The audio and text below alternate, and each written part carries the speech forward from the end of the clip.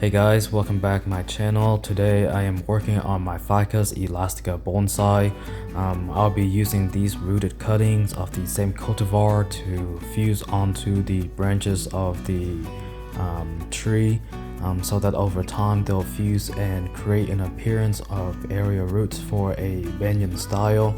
And as I work on these trees, I'll be periodically spraying down the roots to make sure that they don't dry out. This will allow me time to get the rooted cuttings where I need them to be. And I hope you guys enjoy the video, and if you do, I would really appreciate it if you can subscribe and like. Thank you very much for watching, guys.